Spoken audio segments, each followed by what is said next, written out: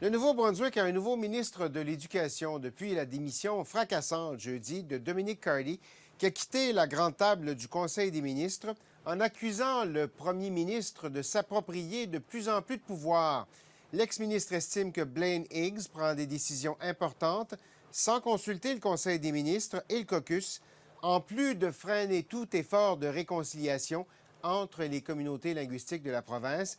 Je retrouve Dominic Cardy dans nos studios de Fredericton. Monsieur Cardy, j'en ai vu pas mal des démissions dans ma carrière de journaliste, mais la vôtre était de loin celle qui était la plus fracassante. Pourquoi vous avez senti le besoin d'écrire une lettre aussi pointue, aussi accusatrice? Parce que les structures de notre démocratie sont importantes.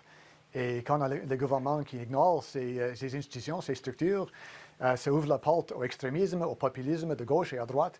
Et c'est pour ça qu'on voit partout dans le monde aujourd'hui. Si on ne prend pas nos institutions démocratiques comme sérieux, on va les perdre.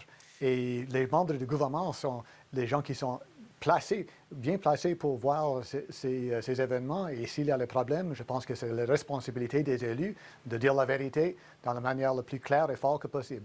Vous dites dans la lettre que vous accusez Blaine Higgs de prendre des décisions sans consulter. Des gens vous diraient que c'est la prérogative du premier ministre de décider. C'est lui le premier ministre, dans le fond. À quel point est-ce qu'il y a une différence entre cette perception-là et ce que vous avez vu? Ah, parce que on n'a pas un système présidentiel. Les premiers ministres ont une groupe exécutif, le cabinet du gouvernement, qui sont là par le choix du premier ministre. Et la seule demande est que, dans l'énorme majorité des cas, que tu as besoin de consulter ces gens. Et en particulier, j'ai ciblé dans mon lettre un exemple où le premier ministre a éliminé un plein niveau de notre gouvernement, des élus, des gens qui sont élus par la population en grand. Et avec aucune consultation, il a éliminé ces institutions. Alors, c'est quelque chose qui est bizarre et, de mon avis, dangereux. Et on a besoin encore de soutenir nos systèmes, sinon on va les perdre. Bon. Jeudi, avant de publier votre lettre, vous avez rencontré Blaine Higgs. Vous lui avez fait part de ces préoccupations-là. Je présume que vous lui en aviez parlé avant. Que vous a-t-il dit? Ah oui, absolument. Et j'ai vraiment pris la décision que c'était temps pour préparer pour mon départ. 2 semaines passées maintenant, un peu plus. On avait une rencontre où le premier ministre était présenté avec un dossier d'information sur le système d'éducation anglophone dans la province, avec les plans pour les réformes qui étaient déjà complétés, les plans pour le futur.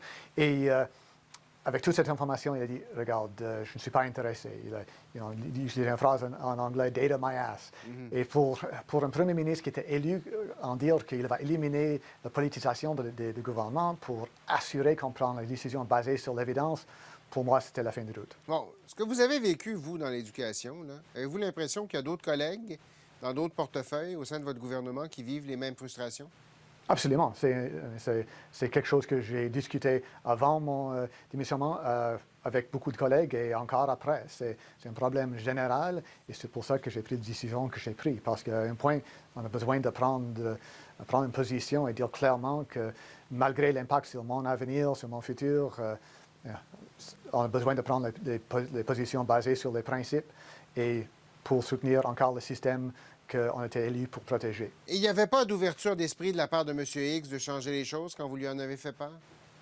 Non, c'est le problème, qu'il a rejeté l'évidence qui était présentée avant lui, l'évidence des experts dans le système, des gens en hors du système qui ont présenté aussi, et il a dit seulement qu'il était vraiment ciblé sur l'élimination du programme d'immersion française ici dans la province pour les enfants anglophones, les étudiants anglophones. Pour des raisons personnelles et émotionnelles, je pense, il y avait une obsession un peu avec le programme d'immersion française. Ça, c'est triste, mais en fait, ça, c'est aussi son prérogative comme premier ministre de pousser les dossiers comme ça, mais aussi c'est la responsabilité des membres du cabinet de dire à un point que c'est assez. Bon, vous dites il y avait un problème émotionnel, personnel, entre autres, avec les programmes d'immersion. Est-ce que M. Higgs a un problème avec de la difficulté avec ses liens, à entretenir des liens avec la communauté francophone au Nouveau-Brunswick? C'est ça qui devient plus et plus inquiétant. On avait 2 rapports sur les dossiers autour de la langue officielle l'année passée, une dirigée vers le ministère de l'Éducation, et on a approuvé toutes les recommandations dans quelques semaines. On avait un autre qui a atterri sur le bureau du Premier ministre, sur la révision sur les lois des langues officielles, et on attend maintenant presque 1 an pour voir la réponse.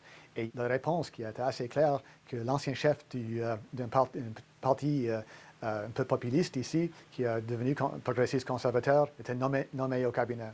Alors, ça crée un niveau d'inquiétude avec la communauté francophone, à le même niveau que l'inquiétude que j'entends des fonctionnaires dans la fonction publique. Alors, deux grands groupes dans la province qui sont inquiétés avec l'action du gouvernement, mais encore, on devrait discuter ces questions en public. Nous sommes dans une démocratie.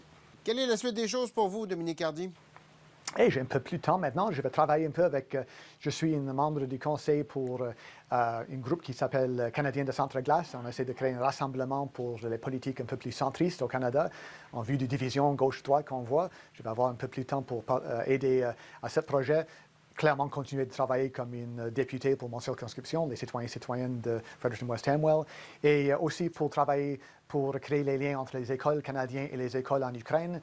J'étais en Ukraine quelques semaines passées et ça continue d'être quelque chose que je suis passionné de faire tout qu'on peut pour soutenir l'Ukraine avec leur bataille contre les fascistes en russe, et je vais continuer ce travail aussi. Bonne continuité alors. Dominique Hardy, merci d'avoir été des nôtres. Hey, merci bien. À bientôt.